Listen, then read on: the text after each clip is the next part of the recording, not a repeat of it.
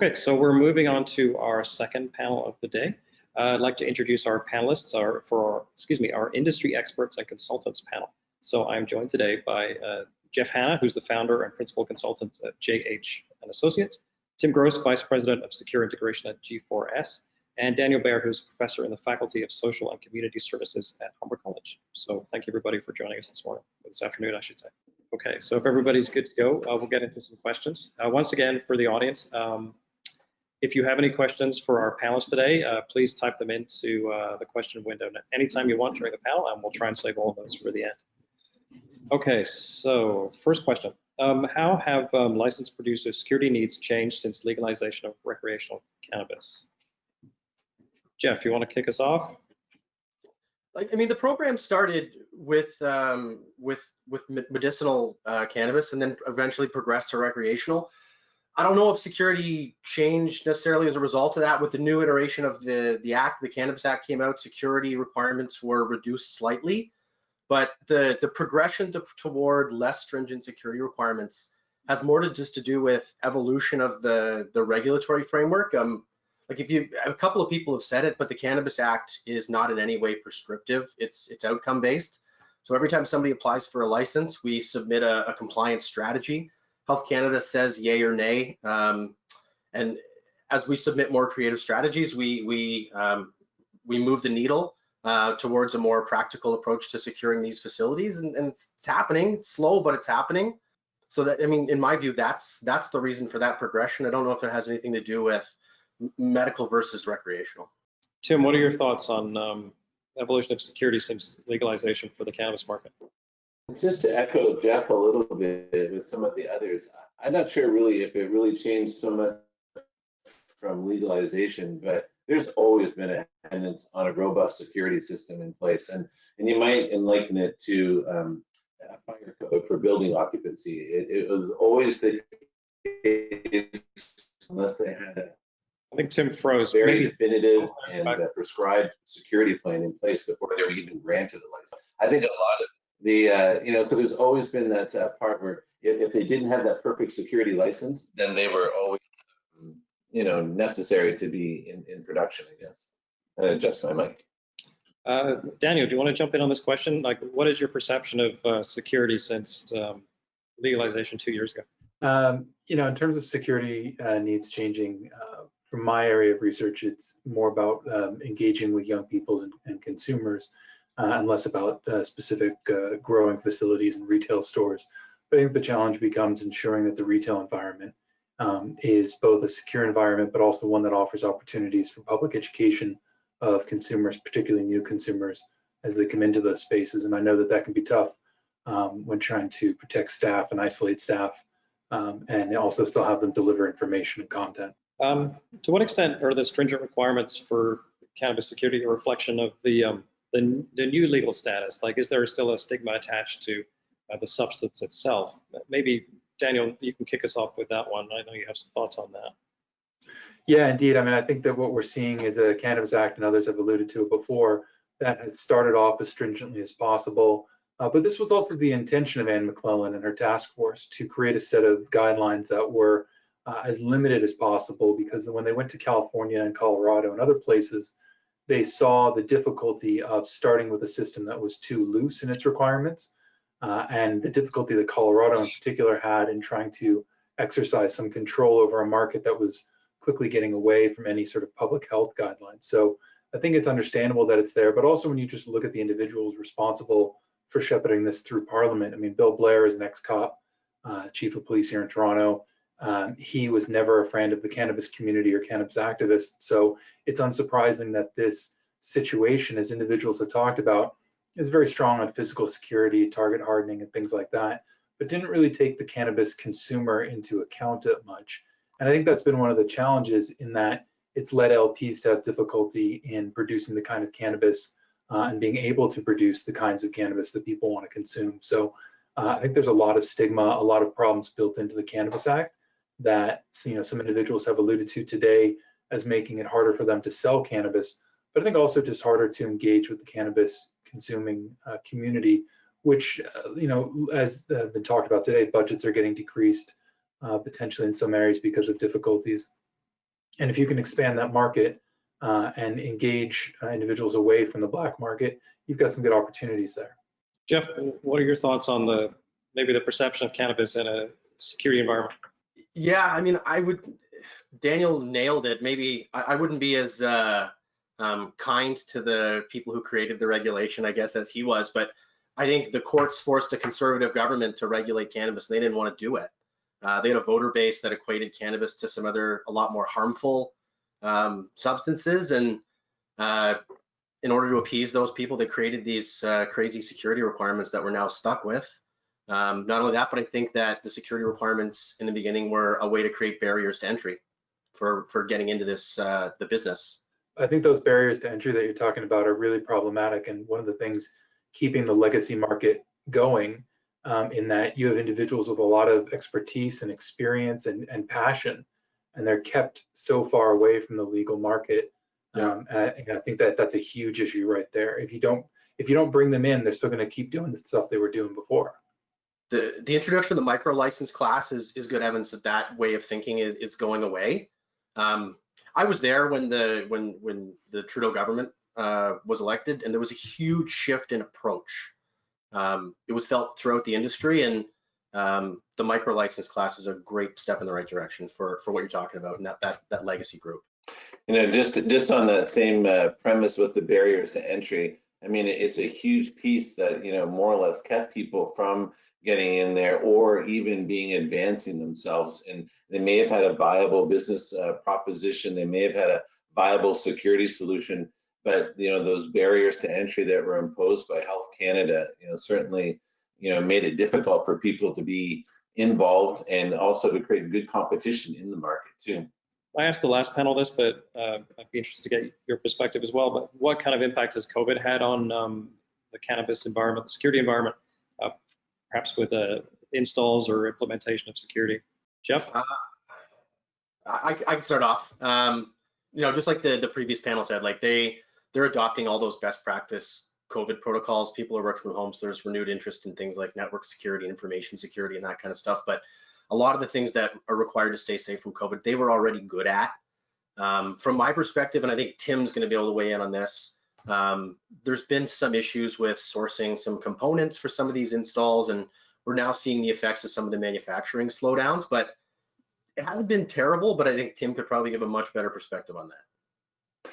Yeah, thanks, Jeff. You know, really, you're exactly right. Most of the effects of COVID, I mean, all of those normal business environments for social distancing, proper PPE being included, all of those things were more or less normal in our industry. But really, it was the sourcing and procuring of the parts that had to go in it. So we saw slowdowns from chips being manufactured in other countries, not being able to supply manufacturing facilities in North America or in somewhere in these locations, and therefore that slowed our delivery more so than you know, the general effects of COVID, like an infected environment or something like that.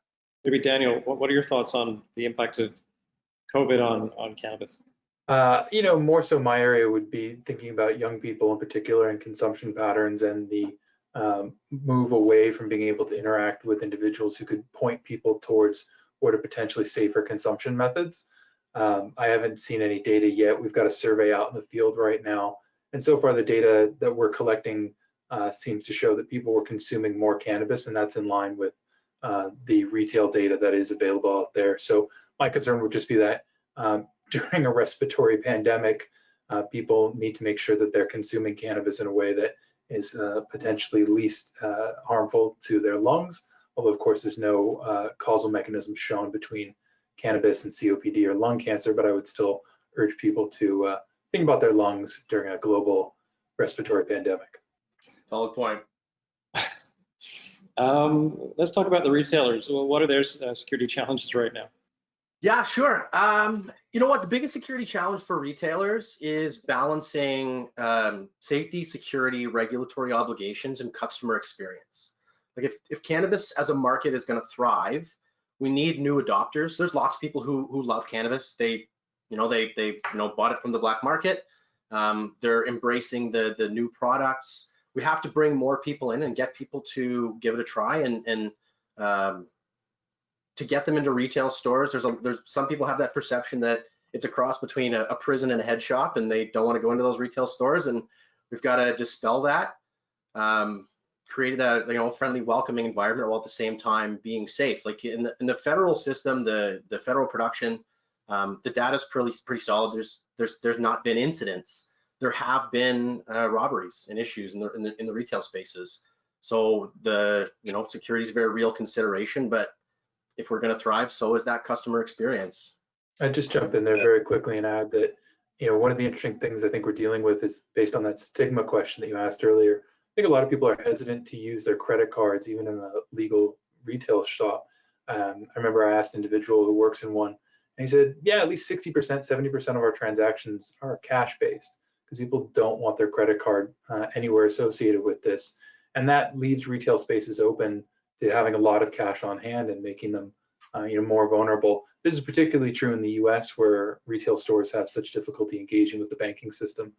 Thankfully, we're a bit better off here in Canada, but again, it's, I think, dealing with that stigma and that fear issue around cannabis that still permeates a lot of the discussions. Maybe we can move away from cash-based transactions in the future. Yeah, I'll just, just to add to that too, I mean, there's also, much as we see in bars and other regulated industries like that with smart serve, there's also CanSell, which is, where we kind of focus our guarding efforts into so that we have that certification. So one, that we are protecting the people who are coming in, we are helping the retailers with their compliance method as well too. Essentially, if you look at it being controlled by the Alcohol and Gaming Commission of Ontario, it's really under all of those sort of same premise that we would put forth for a liquor establishment or something like that. And then, to Daniel's part, really, there is a lot of cash. People are using cash, in these areas, not to detect themselves to other areas. So, there's a high degree of cash, so therefore there's a high degree or at least potential for theft in these areas. And that's kind of where we as a guarding company more or less impose ourselves as, a safety measure for the employees. Maybe just leading on from that, is there any security technology that's currently in use or has become more popular, for want of a better word, through COVID that is applicable to the cannabis industry, or anything that's a good fit right now for LPs or retailers? Tim, maybe you want to go first on that one. Yeah, I mean, really, if you take the LP side of it and the production, there's always been that emphasis on securing the perimeter and securing the interior of these. So, I mean, we're always looking for different ways to maximize the efficiency. And as Jeff and Daniel and all of our other panelists will say that, these production facilities have gone from what used to be 30,000 square feet into 100 plus, multiple acres of production. So really, we're looking for different ways, the use of drones, the use of Internet of Things to use different sensors to pick up on anomalies or events that are happening, and this also kind of doesn't just speak to the, the intrusion side of it, but it also speaks to the production part where, we're looking to detect humidity levels, we're looking to temperature levels, we're looking to detect anything, not just so much people coming in and stealing product. We're looking to protect the industry itself and the growers from potential hazards, and catching them fast enough so that they can actually do something and maybe prevent a loss of crop situation. Daniel, what are your thoughts on maybe the technology perspective for cannabis operations? Well, I have a PhD, and so I'm not supposed to say this, but that's outside my realm, I think. I'm not really an expert in there. But don't tell anybody I admitted a lack of knowledge in an area. Jeff, what do you think about security technology and where it could best be used? It's an interesting question. Like cannabis facilities, they tend to have a lot of security, but the functionality that is required is not usually, it's usually pretty basic. Not only that, but when you propose a compliance strategy, you're speaking to a regulator that's not a subject matter expert, which kind of makes really bleeding edge technology a little bit incompatible with the space sometimes, unless you've got a really unique application. There's been some good stuff done in video retention. Storing a year of video is a pretty unique challenge. So There's been some good stuff there with server architecture and moving away from traditional NVRs that sometimes don't scale all that well. Analytics for perimeter getting better, though, with especially thermal technology. Still a little bit problematic with nuisance alarms, but it gets better every day. Just on that too, Jeff, and Terry, I think in our previous panel brought up something, but it's really about the cost. The people, the amount of money that people spent, 3 or 4, even 4 years ago, to secure their premises is a lot less than what it is now, and that's more or less becoming, because it's an evolving, maturing industry. People are finding out that 2 years of retention isn't necessary. Then it went down to 1 year, and I think even Mike kind of said it too, a little bit of the Wild West or I think actually, sorry, David Hyde mentioned it at the start where, 25 people did it this way, the 26 should have, but it's actually different. So, I mean, there's a lot of pieces, and retention of information is usually one of the higher costs of all of these systems. So, allowing them to come back into what we would call probably a normal range is allowing them to be a little bit more cost effective and in terms of their solutions. I could speak to that a little bit and why I think that is. In the early days, and this has already been alluded to, but money was a little more free flowing in the space. And there was an interest from a lot of applicants in the early days in not just complying, but impressing Health Canada. And they sent a lot of precedents around some pretty complex, overblown and over-engineered security, where the emphasis was on compliance and not as much on having justifiable security cost in the context of the risk management. So as the industry progresses, now when we propose compliance strategies, we're trying to tip that balance back more toward risk management and away from strict compliance, and hoping Health Canada can get on board with us, and I'm happy to say they are. I'll just give one quick anecdote on that. I was talking with an individual. I previously worked with the Ontario Parole Board, and I was talking with an individual who designed security systems for prisons, and he was saying, I'm getting out of the prison stuff, I'm going into cannabis. It's more fun. They pay better. But his expertise was on that level of security, and that's what he was going for. Around a farm, which is counterintuitive. This has been mentioned a couple of times, but how can the security industry work more effectively with Health Canada?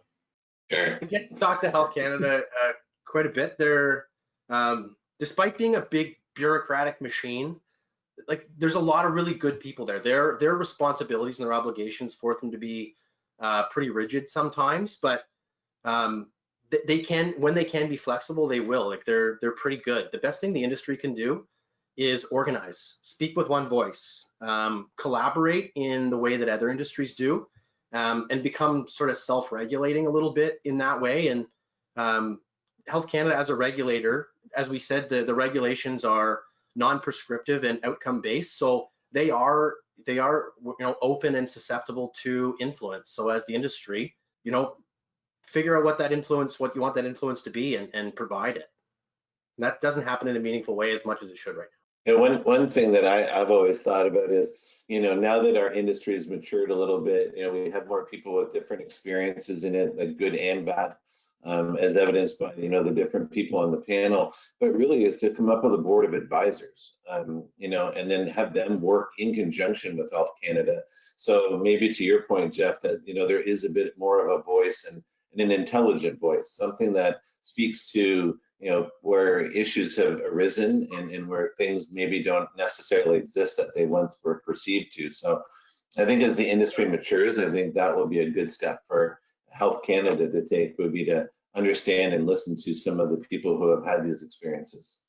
There's a Canadian Chamber of Commerce initiative for anybody who really wants to get into that. Yeah, please. I would just add to that. I think, you're talking about, there's been a lot of discussion of the industry maturing, and I think one of the things that the security side of things, especially, but the cannabis industry as a whole is focused on is itself, and the legacy market or the black market is sort of this thing that operates over there, and that's not us.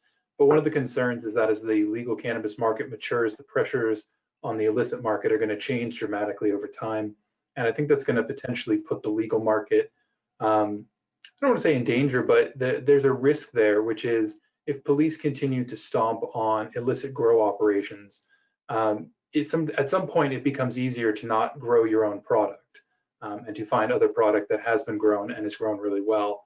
And people don't steal Jack Daniel's bottles, but if they could steal a truck of Jack Daniel's barrels, that's a whole other kit and caboodle, and then sell that off on their own. There's still that potential there. So as a large legacy market remains and is put more on pressure, I think that Health Canada and the security side of things in the license market just need to be aware of that. The research is unambiguous across drugs policy that as pressures on illicit distribution operations increase, instability increases, risk of violence and cross-territorial attacks increase dramatically as well, and that happens across the board. We haven't had a situation where there's been an illicit market competing against a newly legal market like we have now, but based on the research data that's happened previously, I don't see why it would be that dramatically different. You know, one thing I'm going to add to Daniel's point, and he brought up a, you know, why steal a bottle when you can steal a barrel? And really, we've noticed, and we work in great, you know, very closely with a lot of different production facilities as well as retailers, but it's really around harvest time. I mean, our level of security in these facilities increases dramatically during harvest time, and it's really, you know, to your point, Daniel, why, you know, no one needs a bud, they need a whole plant. So they need a mature plant at the same time. So, you know, we've noticed, and that's where we become, I think, more of a consultant, more of a security provider, solution provider to these people, because we're able to then, you know, recognize the need during a certain time and then increase our coverage dependent on that need. And this happens to home growers all the time. The buds get taller than the fence, and all of a sudden they get nicked by someone. And so I don't know if anybody out there is in the home security side of this, but there's a market there for home growers. That kind of leads into my next question a little bit. Is like as the cannabis industry matures, are we likely to see it treated more differently? Is it going to be more like pharmaceutical industry, alcohol? Like we're only 2 years into legal recreational use. So what are your thoughts on maybe more of a long-term view? I'll jump in on that one. I hope that what we see in sociological terms of normalization, which is pretty much on term of the layman's approach to the word, is that we haven't quite hit that with cannabis yet. It is not considered a normal event that someone is consuming cannabis. Now, this depends greatly on your socioeconomic and sociodemographic components, but we're not quite there yet. And the latest research I've seen is that about 75% of people are okay with or support cannabis, but about 26% of people seem to be very much opposed to it still. And while that 26% is sort of vehemently opposed to it and retains images and ideas brought to them during an era of prohibition, it's going to be very hard to move on. I sort of analogize this to, you know, the Jews wandering in the desert for 40 years so that no slaves entered the new land of Israel, kind of thing. To go biblical, I don't know why that's my first reference there, but you get the idea, is that we're sort of burdened by a history here, and that history is going to take a long time for the cannabis industry to change, particularly when those, as I said, who shepherded this through Parliament and are in positions of power within government right now are not necessarily looking to put a consumer focused model on the board, but are looking to put a public health approach that very much steers away from seeming to be for the cannabis consumer. You know, it was a Liberal government that put forward this legislation, but it felt like they were really trying to protect their right flank the whole time that they were doing it. So it's going to take a while, but I've done some research recently with young people, and one of the things they're very concerned with is appearing to be a quote unquote stoner, appearing to be someone who's got some sort of something wrong with them or being an other because of their cannabis use. And if we can change that up, we can potentially strengthen the legal retail market. We can impact the legacy market a bit. And I think it would be better for the benefit of all sides of the equation to reduce that stigma, continue to keep that as one of the primary focuses of a newly maturing industry. Now, just to, you know, maybe piggyback on that too, again, but, you know, our business model really is about government compliance. I mean, a lot of our work in pharmaceutical industry, financial institutions, and really this is no different. This industry has a lot of compliance regulations, and really that's where we focus a lot of our solutions back to the customer. And it's really based on wherever their critical areas are of compliance, and then making sure that we're adhering to those. So I think, in a lot of aspects, like, this is how we, position ourselves as a way to protect their business. Like Daniel said, the normalization process is going to keep happening. That's going to manifest change in legislation through changes in what people say during public consultation for legislation. So as people get more and more used to it, I think cannabis is always going to be kind of a unique animal for a couple of reasons. Aside from the short period of time when alcohol was prescribed during Prohibition, I'm not aware of another product that is both recreational and medicinal. They're two separate frameworks and made in the same facility, so it's always going to be a little bit unique. I would like to see security become more practical as it is with alcohol, and I'd also like to see the industry move more toward other aspects of pharma, whereby the way that the regulator interacts with industry is more collaborative and positive. Jeff, I will add there is one other product. You didn't think about it because it's not very common, but you can be prescribed cocaine it's used heavily in eye surgeries, and also it's a vasoconstrictor, so it's used for bleeding that can't be stopped. So no, though not a legal recreational market. So you gotta do that. Okay, on that note, I think we'll have to wrap up this panel.